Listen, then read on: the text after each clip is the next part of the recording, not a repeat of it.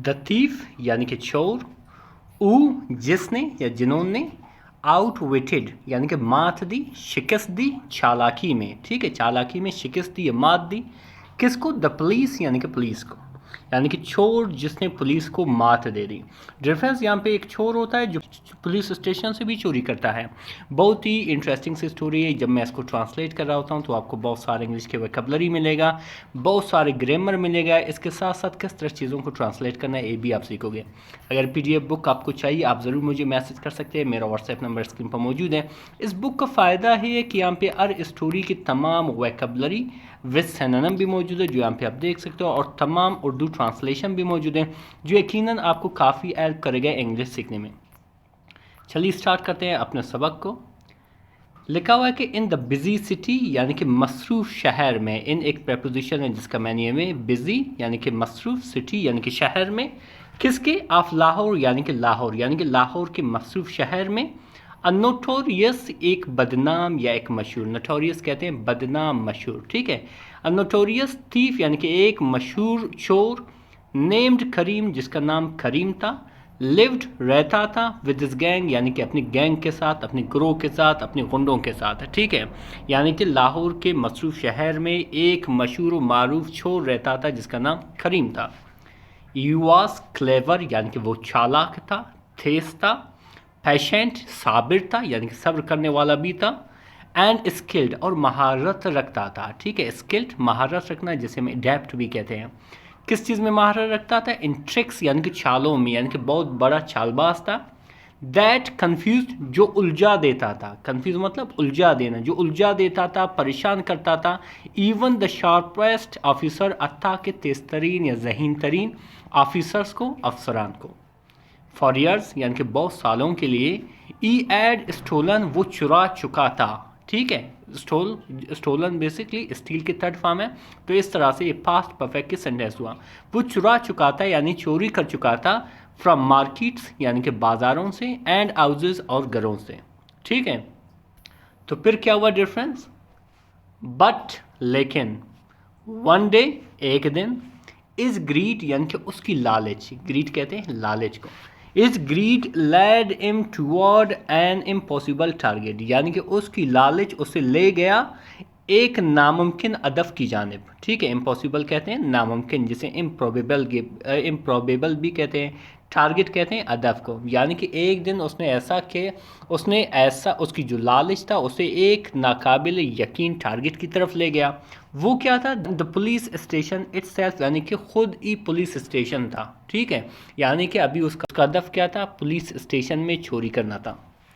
Many यानी कि बहुत से, कॉल्ड इट मैडनेस यानी कि बहुत से लोगों ने इसे पागलपन कहा, यानी कि आप अगर चोरी करोगे पुलिस स्टेशन में ये पागलपन है, ठीक है।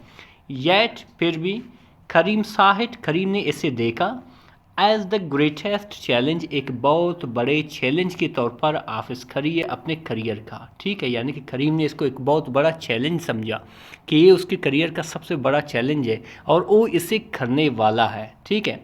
अभी आगे उसके साथ क्या होता है डिफरेंस? फिर क्या हुआ डिफरेंस कि द पुलिस स्टेशन यानी कि जो पुलिस स्टेशन था, was always full of noise यानी कि हमेशा शोर से भरा हुआ था, तो वहाँ पे हमेशा शोर होता था। ऑफिसर्स जो अफसरान थे, शाउटेड यानी कि चिल्लाते थे।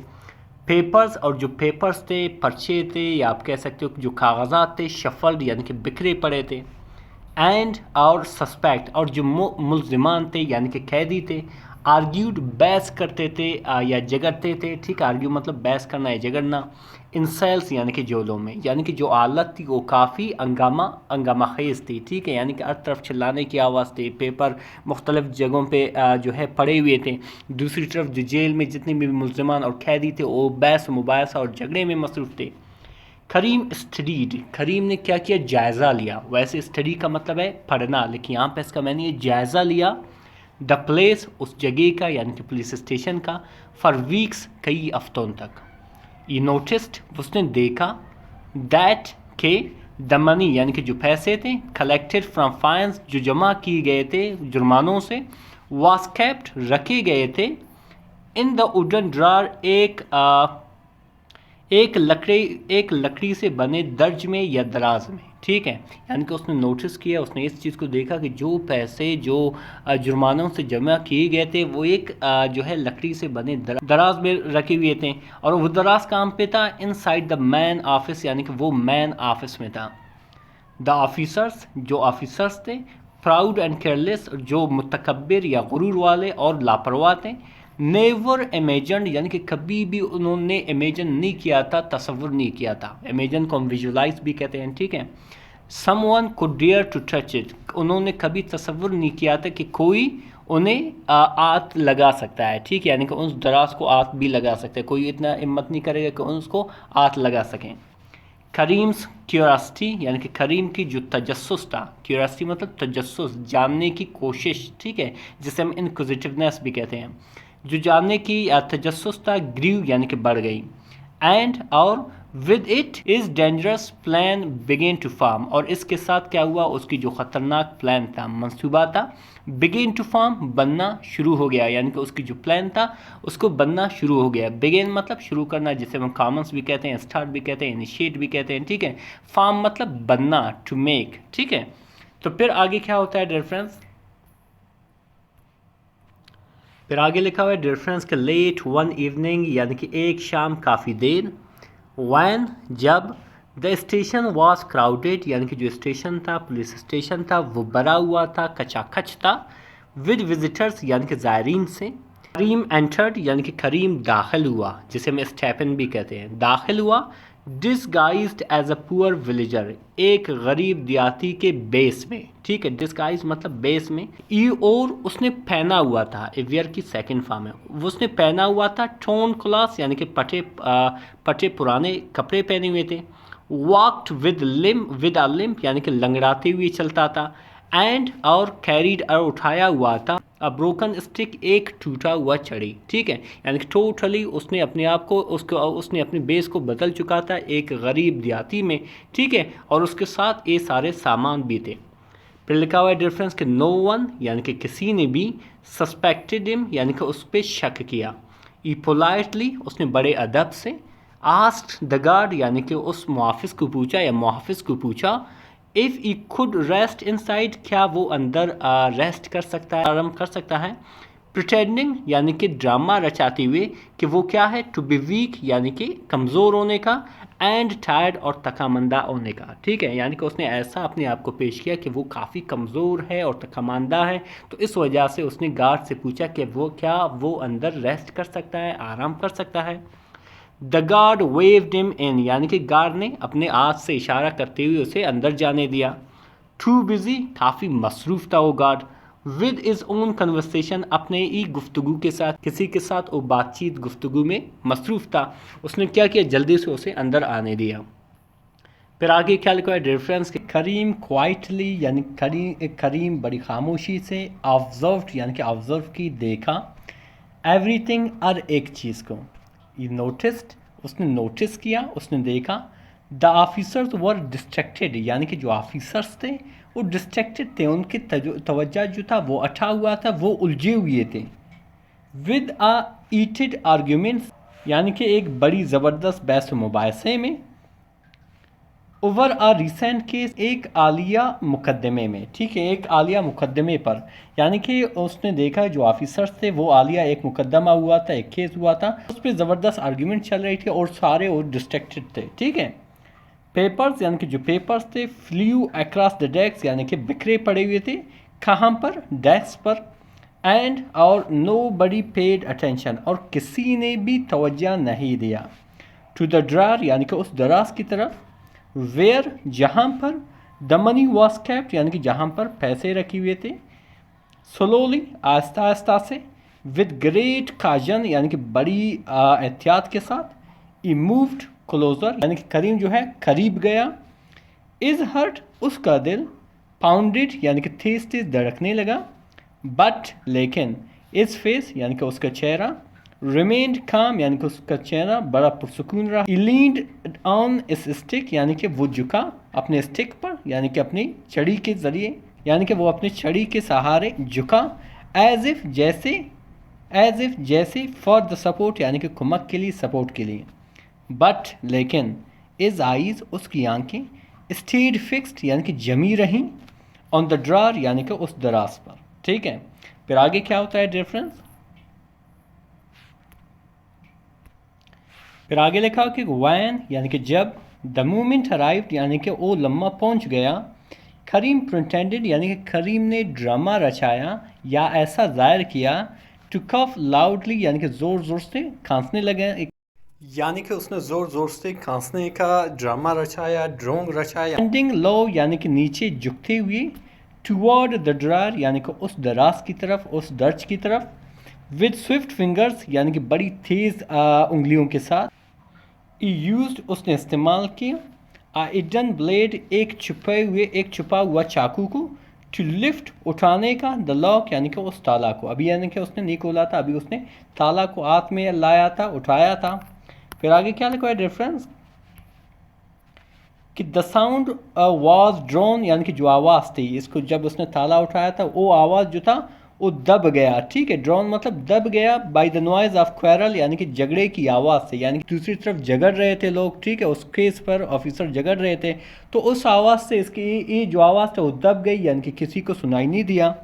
In the matter of second यानी कि कुछ ही सेकेंड्स में, द ड्रार यानी कि जो ड्रार था ओपन यानी कि खुल गया, रिवीलिंग दिखाते हुए या इंकिशाफ करते हुए, बंडल्स ऑफ करेंसी यानी कि करेंसी के बंडल्स को, गुटरी को, करीम्स एंड यानी कि करीम के जो हाथ थे, ट्रेम्बल्ड यानी कि कांप उठे या कांप गए, जिसे हम क्वेरल भी कहते हैं, नॉट फ्रॉम फियर खौफ से नहीं, बट बल्कि from the excitement of victory बल्कि फतेह की जोश से। एक्साइटमेंट कहते हैं जोश, विक्ट्री कहते हैं किसको, फतेह को यानी कि वो कामयाबी को।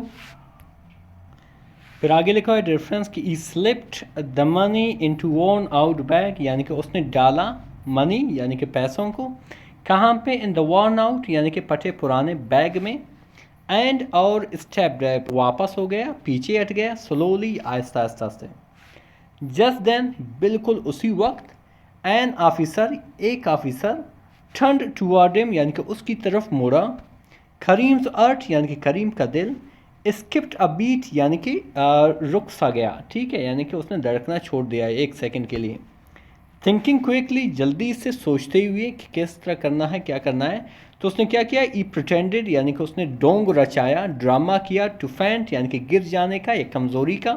सही है, द ऑफिसर्स लाफ्ट यानी कि जो ऑफिसर्स थे वो हंस पड़े, calling him a poor village who could not stand anger यानी कि उसको क्या कहते हुए कि एक गरीब देहाती है जो खड़ा नहीं हो सकता है अंगर की वजह से, यानी कि भूख की वजह से, या भूख बर्दाश्त नहीं कर सका।